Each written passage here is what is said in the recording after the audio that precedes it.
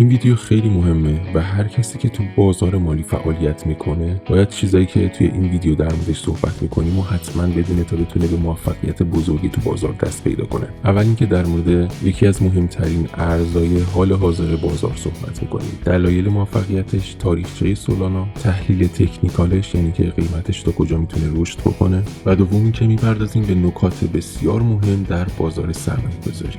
لطفاً اگه برات مفید بود این ویدیو رو برای دوستات هم ارسال کن. تو این کانال خبرهای مهم بازار، داده‌های آنچین و تحلیل ارزهای برتر بازار رو در سبک‌های مختلف براتون به اشتراک میذاریم.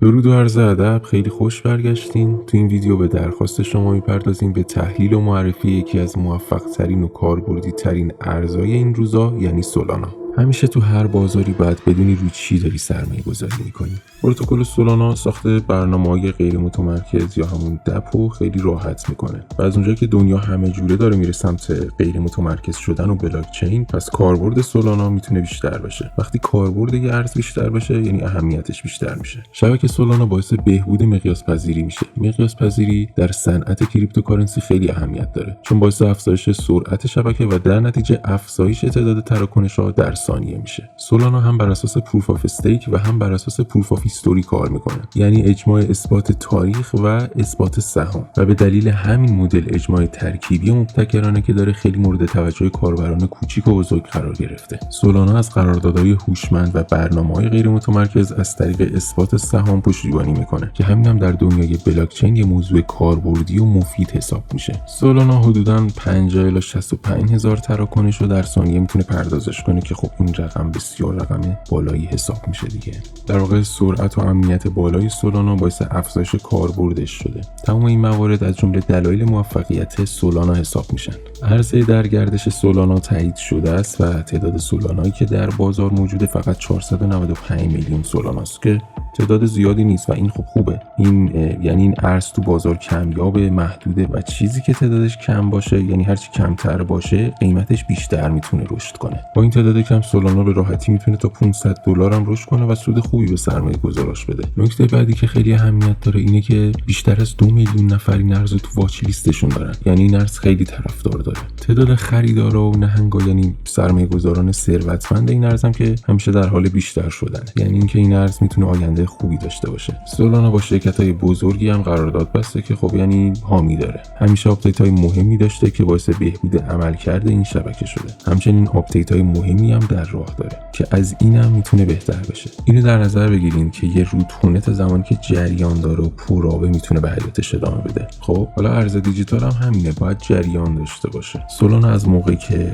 وارد بازار شده هر روز فعالیتش جریانش بیشتر شده. دیگه این که تیم پرقدرتی داره که کارشون خوب بلدن، همشون نابغه‌ن و افراد معروفی ان. امتیاز خوبی هم گرفته، امتیاز 4.2 از 5 گرفته و میشه گفت که کمیونیتی خیلی بزرگی داره، حسابی پیشرفت کرده. اینم برای ارز دیجیتال خیلی موضوع مهمیه که یه جامعه بزرگ داشته باشه، کمیونیتی فعالی داشته باشه. خب حالا همه اینا رو گفتیم، ما اسپانسر سولانا که نیستیم که، فقط داریم معرفیش می‌کنیم. اینا به هر حال مزایایی بود که سولانا داره، بله، ولی خب اینم باید در نظر بگیرید که سولانا معایبی هم داره. به هر حال اینی که شبکه‌اش هی ریست میشه، شاتدان میشه، خب اینا ایرادای بزرگیه. یا اینکه سکیوریتی توکن حساب میشه، یعنی سهام حساب میشه از نظر SEC. و اینکه همیشه گفتیم، بازم میگیم، هیچ 100% تو بازار وجود نداره. یعنی اتفاقی که برای لونا افتاد برای هر ارزی میتونه بیفته و یه شب نابود بشه. پس همیشه تو بازار مدیریت ریسک و سرمایه خودتون رو داشته باشین. در ادامه همراه ما باشید با یکی از سبک‌های برتر تحلیلی مختص ارز سولانا. سولانا ارزیه که به عنوان اتریوم کیلر وارد بازار شد. اصطلاحی که در بازار مالی به کار برده میشه، یعنی قاتل اتریوم، یا به عبارت دیگه یعنی رقیب جدی اتریوم. خب این ارز فراز و نشیب‌های زیادی رو طی کرد، سرعت تراکنشش بسیار بالاه و تا حد زیادی مشکل مقیاس پذیری رو حل کرده. سولانا موفقیت خیلی بزرگی رو تو بازار NFT در سال 2021 کسب کرد و برای اولین بار از اتریوم سبقت گرفت. خب این خیلی ارزشمنده.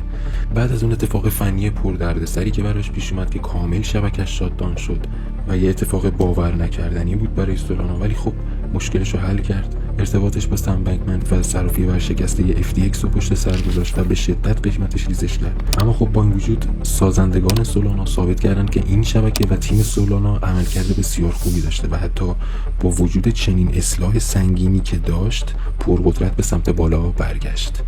اخیراً هم که موبایل سولانا در کنار میم کوینی که بر بستر سولانا فعالیتش رو شروع کرد فروش فوق‌العاده‌ای داشت و همینم باعث رشد شدید قیمت سولانا شد این اواخر.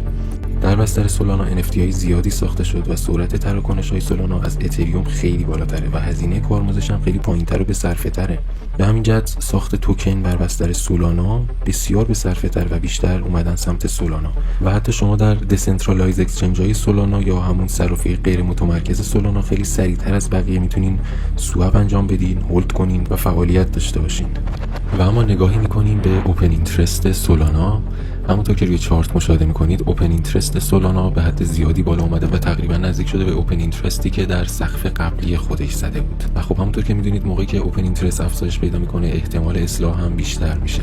از نظر حجم هم همونطور که روی نمودار مشاهده میکنید به شدت حجم افزایش پیدا کرده و بیشتر مواقع وقتی که حجم به شدت افزایش پیدا میکنه یعنی ما به یه تاپ موقتی نزدیک شدیم. در چارت بعدی میزان لیکویدیشن سولانا رو در بازار میبینید. همونطور که مشاهده میکنید در 3-4 ماه اخیر میزان لیکویدیشن سولانا رفته افزایش پیدا کرده و این هم باز میتونه یه تغییر روند رو به ما نوید بده. دوستان عزیز در جهت رشد کانال خودتون ممنون میشیم بابت لایک، سابسکرایب و کامنت های شما. لطفاً اسم ارزایی که تحلیل و خبری مهمش رو لازم دارید به انگلیسی تو قسمت کامنت با ما به اشتراک بذارید. در شما کریس هستم با تحلیل ارز سولانا. قبل از اینکه تحلیل انجام بشه من خدمتتون راجع به یه سری مسائل صحبت کنم. کار اولم به صورت تیمیه. دوست عزیز پرسید راجع به سبد ارزم به شما نمیتونیم معرفی کنیم. به دلیل اینکه اول از همه این پیج عمومیه. پیج واسه یه نفر نیست. اول از همه من نمیدونم سرمایه و بالانس شما چقدره. سرمایه و بالانس هر کسی فرق داره. یه وقت هست اگر اون موقعی که بیت کوین مثلا $15,000 بود یه بنده خدایی یادم بود میگفت آقا من اولش 5 میلیارد تومان سرمایه دارم. خب کسی که 5 میلیارد داشت من گفتم آقا 2 میلیاردش اصلا بردار. خود ارزهای قوی مثل بیت کوین، مثل اتریوم، مثل بایننس کوین، حتی ارزهای حالا میم کوین هم بخواد اضافه کنه، میم کوین های خیلی خوب مثل شیبا و دوج بهش کمک کردیم براش کردیم. من خریدای پله‌ای رو خریدایی که میتونست انجام بده توی کفای قیمتی و سود خیلی خوبی کرد. یا خاص شما پول $500 نهایتا مثلا برو پاشم $1,000 باشه من نمیتونم بیام بگم که خب $1,000 رو فقط بیت کوین بخر یا $1,000 رو بیا تقسیم کنی مثلا به 200 تا ریزش ها بیت کوین بخر. میتونه به خودت مربوط میشه ولی سودی شاید عایدت نشه و نتونی آنچنان سودای خوبی بکنی.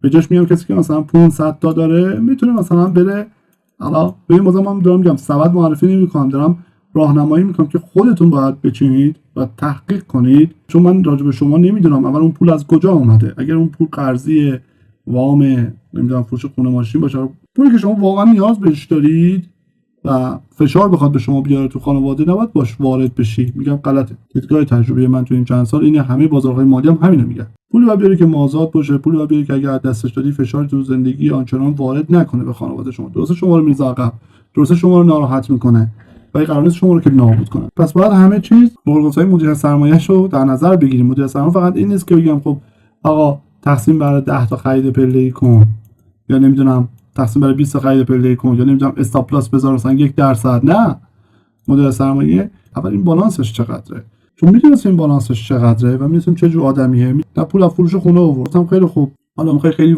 اجباری حتما وارد بشی کل 5 میلیارد که نباید بیاری که 2 میلیاردشو بردار و اون 2 میلیارد هم حالا خریدای پله‌ای مثلا براش در نظر میگرفتیم و تقسیم می‌کردیم تو قیمتای خیلی خوب، کف خوب براش خریدیم و تقاضاهایی که باز میساخت و تو اون تقاضاهای جدید و دوستان نزدیک بود 1 ریال پول هم ازش نگرفتیم. حتی چیز بدی نیست به اون سری دارن حالا سبد معرفی میکنن، سوادشو دارن ولی متوجه میشه میگه خب آقا طرف کیه و اینکه بالانسش چقدره و تمام خب اعضا دارن حالا بالای میبینیم 200 نفر 100 نفر میبینن. شما تو این 100 نفر 200 نفر نمیدونی هر کسی بالانسش چقدره. شاید کسی بالانسش $100 باشه، یکی بالانسش $500 باشه و کسی که 500 تا مثلا داره نظر من اینه با دیونه نیست که با 500 تا مثلا بیاد همش بیت کوین بخره. حالا مگه اینکه بخواد 90 سام بازی کنه در تایم فریم های پایینتر داستانش فرق داره. خب میاد چیکار میکنه؟ مثلا میگم دو تا ارز رو انتخاب میکنه، دو تا ارزی که مثلا قیمتشون پایین و آینده دار میتونن باشن. سبد نیست دوستان، مثاله.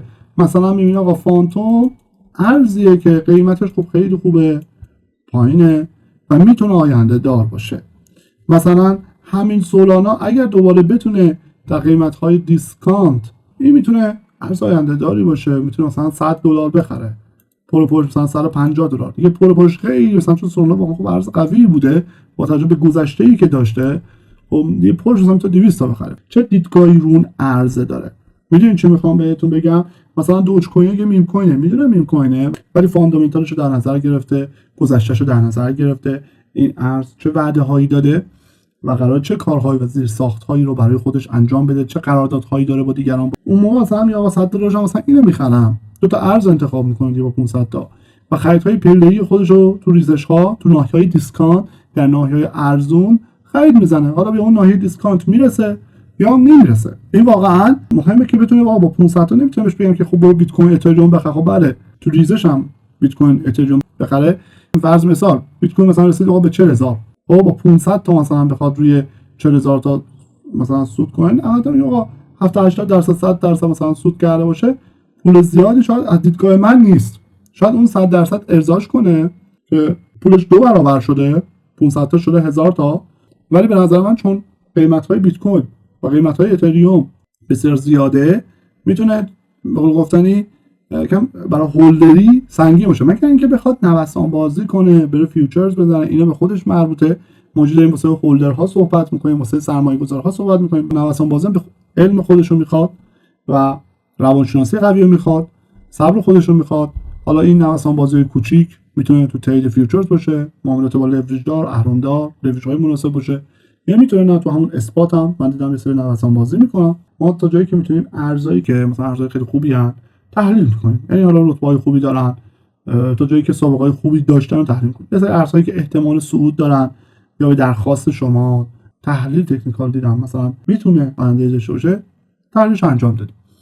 مثلا خیلی از مثلا ارز ایاس هنوز جالب ندونم، ولی من میگم میتونه آینده داشته باشه از نظر تحلیل تکنیکالی. اولا 100% در این بازار نیست، دوم ما گفتیم بالانس شما اصلا نمیدونید، بالانس هر کسی فرق میکنه و شما باید خودت اون سبدچینی انجام بدید. حتما هم فانداشون رو در بیارید، هم تعداد ارزا گوش کنید. این دو تا چیز مهمه. من همیشه میخوام روی یک ارز سرمایه گذاری کنم، این سه تا چیز از لحاظ حالا فاندامنتال برای خودم در میارم.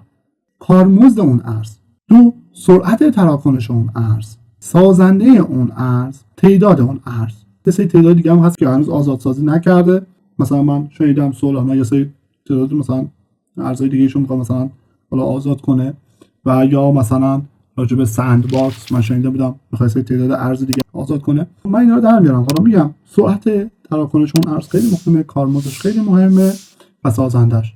مثلا شیبا در واقع بلاک چین خودش رو ساخته و داره توکن سوزی زیادی میکنه، سعی میکنه خودش رو بیاره بالا و تصرفی خیلی خوبی لیست شده مثل کوین بیس. از شما برای من مسئله میخوام که این مسئله گرفته خاطر بیماری که دارم، ولی دارم میخوام به شما بگم که سابقه خب صاحب شیبا به وعده هایی که داشته عمل کرده. ریسکی میتونه باشه ولی میتونید با مدیریت سرمایه خریدش رو بزنید و خودم منم تحلیلش کردم. آقا اینجا میتونید خرید بزنید که سقوطش انجام داد، خدا رو شکر خرید اونجایی که تونستیم درست در اومد و میتونید ریسکش رو انجام بدید چون سود خوبی میده، چون از تکنیکالی اوکی بوده و بعدهاش مثلا وارد متاورس شده، توکن سوزی خودش رو انجام داده. اگر نقدینگی نباشه، کل این بازار نقدینگی و پول سرمایه است، نهنگ.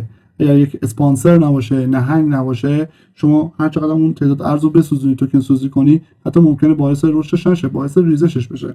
مثلا 500 تا دارید، یکی گفت خرید پله‌ای یعنی چی؟ خب این آسونه دیگه. این دیگه یعنی شما مثلا فرض مثال میگیم اینجا ناحیه دیسکانت زیر لول 50%، خب اینجا هیچ تقاضایی رالی به ایستالی درست حسابی نیست. خب اولا چنلش رو که اصلا بریک کرد، این کلاسیکه، خب کاری نداریم. درسته اینجا یه تقاضایی بوده که فرش نیست. اگر این بیاد اینجا با تایید واو ترید من بگیرم، متوجه سولانا اگر بیاد اینجا، این یه سوینگ سکندری، اینم یه سوینگ سکندری، این سپلای زون باعث بریک ترلاین شده، یک تقاضا میتونه اینجا باشه. پس نگاه کنیم ما چیکار می‌کنیم. ناحیه دیسکانت، درسته؟ ناحیه دیسکانت، پس میتونه برای من اینجا یک تقاضا باشه، میتونه از اینجا صعود خودش رو ادامه بده. اگر اینجا قرار باشه مثلا یک واو ترید به من بده، اینجا رو رد کنه چون چنل خودش رو بریک کرده. و اگر نگاه کنیم دیدگاهی هم داشته رو موج 1 موج 2 موج، حالا بعضی اینو میگن موج 3 که مثلا نیست، موج 3 بالاتره، موج 3 میتونه موج 4 اینجا باشه، استایش بیشتر عمیق‌تر باشه. بعد دیگه موج 5 بره، حالا برابر بزنه یا نه بیشتر بزنه، اینا رو بعد توی تحلیل دید. یا نه نخواد به موج 4 برسه، اصلا همین موج 3 رو ادامه بده.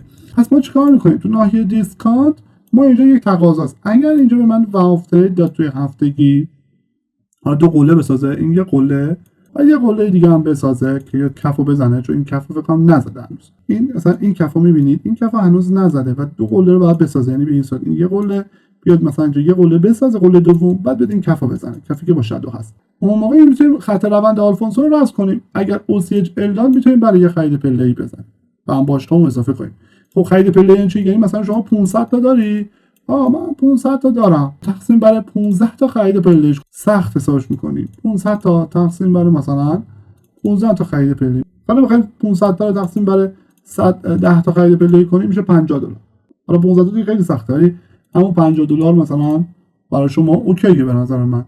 خیلی باید دنبال سیف سود باشه، چون ما تو ریزش ها گفتیم دنبال خرید هستیم تو ناحیه دیسکانت. حالا اگه اینجا واو داد، حالا شما یه $50 خرید مثلا بزن، یه واو ترید داد رفت بالا، OCH اوپن های لو کلوز کندل خارج از خط روند بسته شد و شما میتونید اونجا یک در واقع یه خرید پله‌ای بزنید. اما اگر خواست بیاد این گپ بین تنکانسن و کیجنسن رو پر کنه، حالا یه سری گپ ها هست، فضای خالی مونده، یا این یه ذره گپ هایی که مونده پر کنه و لحاظ تحلیل زمانی میتونه یه روزی مثلا این محدوده رو ببینه. و همینطور اونجا که رو قیمت $116 بود گفتم که تاییدیه واو ترید بگیرید. همونطور که لحاظ تحلیل زمانی قیمت رسید به در واقع $170 و احتمال زیاد میتونه مثلا به 225 تا حتی بالاتر هم بره اگر این رنج رو بشکنه، این رنج بزرگ رو بشکنه، یا از فیبوناچی بخوایم براش استفاده کنیم لول های بالاتر بخواد اون موج‌ها رو ادامه بده. خب این مثلا $409 میتونه تارگت براش در نظر بگیریم، تارگت بالا. بخواد مثلا موج 5 رو ادامه بده، اگر این موج 3 و 4 باشه موج 5 رو بخواد ادامه بده. پس اگر بخواد احتمالش ممکنه ادامه نده، ممکنه موج 5 تا کمتر بزنه. در مسائل الیوتی خیلی دوستان میگن با موج 5 تا لول 38 هم بیاد، خب یعنی میتونه حتی اینجا باشه، اوکی باشه، این نصفه باشه، موج 1 و 2 و بعد 3، بعد میگن موج 3 که میخواد موج 4 بزنه، اگر مثلا فرض مثال شادو بیاد بخوره اینجا برخورد کنه هیچ مشکل نداره، فقط کلوز کندل نباید بیاد. به صورت همین خیلیشون میذارن رو لاین چارت که لاین چارت رو ببینم. حالا کاری ندارم. پس میتونیم در نظرش بگیریم که این ناحیه $115 که تقاضای تایید شده هست، چون این سپلای زون رو حذف کرده و این تقاضا کانسشن اوی داده با این کندل بزرگ، میتونه از اینجا بره بالا به شرطی اینکه تایید واو ترید بده. اگه تو دیلی نگاه کنیم، خب بله تو دیلی تایید واو ترید داده، OCH داده، حالا احتمال هست دوره بره بالا، ولی میگم احتمالش هست یه ذره بالاتر بره، معلوم نیست. در حال تو ناحیه پریمیوم هستیم، تو ناحیه گرون فروشی هستیم. نگاه کنید من باشم در حال یه سولانا سودشو کرده، اون موقعی که تو ریزش ها بود بعد جواتشو می‌خریدی. یادتون باشه وقتی همه دارن میفروشن باید بخری، وقتی همه دارن میخرن باید بفروشی. این اصطلاحات بازار مالی. سولانا روند کلیش، روند آلفونسوش هم سودیه. حالا از خط آلفونسو رو بخوایم رسم کنیم، فکر کنم وارد یک بولیش کانسلیدیشن شدیم. تایم فریم ماهانه‌اش هم یه نگاهی میکنیم. خب آیا این تقاضا تایید رالی بیس رالی بالقوه؟ خیر تایید نیست. این رالی بیس رالی چون سپلای زونی در واقع حذف نکرده، هیچ سپلای زونی حذف نکرده و تایید شده نیست. یک رالی بیس رالی بالقوه هست. پس جایی که میتونیم براش به عنوان ماهانه در نظر بگیریم این محدود است، که این محدود برای ماهانه نیست، برای 3 ماه است. نگاه کنید من میرم توی 3 ماه میبینید دوستان این محدوده پر قدرته. در چه قیمتی؟ $21 خورده یا $22 یا بگیم آقا محدود $32 یا بگیم همون $25 خودمون که تحلیل زمانی بود. چرا مورد تاییده؟ چون این دراپ بیس دراپ، این حالا رالی بیس رالی، حالا زین فعل ERC میگیرم ما میگیم بیسینگ خیلی بشن. این دراپ بیس دراپه که اینو حذف کرده، این توسط این رالی بیس رالیه حذف شده. پس این محدوده برای من خیلی مهمه در قیمت $25 که همون تحلیل زمانی ایچیموکوه. و این فیلیر گپ انتظار من هست که پر بشه. ماهانه و همون هفتگی. فعلا دنبال سیف سود سولانا نباشید. بولیش کانسیلیدیشنه، روندش تو رنج سودی مثبته. درسته تو ناحیه اکسپنسیوه، دنبال خرید نباشید. اگر میخواید خرید بزنید ریسک کنید که خرید پله‌ای برای این تقاضایی که اینجا رد شده انجام بدید. احتمال اینکه سولانا بخواد اینجا رنج بزنه و روند ادامه بده هست. خب و سقف بزنه. خب ولی اگر نخواد روند ادامه بده، اگر بخواد روند دانترند بشه، احتمال دیگه نه احتمالاته، باید اول این تقاضا رو حذف کنه. وقتی این تقاضا رو حذف کرد دوستان دیگه اون موقع چیه؟ روند دانترند هست و ریسک بازاره. باید سیف سود کنید. میخواید خروج بزنید، یعنی اگر قیمت اومد زیر $94 اومد $93 رو دید، شما بهتره خروج بزنید چون اون موقع روند دیگه دانترند خواهد بود. پس یکی از تحلیل‌های زمانی که فضای تینکاسن کیچنسن، این فضای تینکاسن کیچنسن که کامل پر کرد، همونطور که دیدید این قندیل رو پر کرد و این چاله فضای کومویی که اینجا بود دیدید و احتمال این که بیاد اینجا یه قندیل خیلی کوچیکی هست در قیمت $24 خورده‌ای و به نظر من اینجا یک کیو ام بسیار بزرگیه و این فضای کیو امی که به تقاضای خوب ماهانه 3 ماهه به وجود آورده برای ما مهمه و دنبال قیمت‌های ارزون‌تر باشه. قیمت‌های ارزون‌تر راجع به سبد، راجع به هر چیزی بود، خیلی طولانی شد ولی صحبتایی بود که باید انجام میشد. تو 2 ویدیویی که رو صفحه بهشون اشاره شده تحلیل ارزهای برتر با سبک‌های مختلف و تحلیل خبرهای مهم بازار رو براتون به اشتراک گذاشتیم. خب به پایان اومد این دفتر، حکایت همچنان باقی است. امیدوارم مطالب براتون مفید واقع شده باشه. بدرود.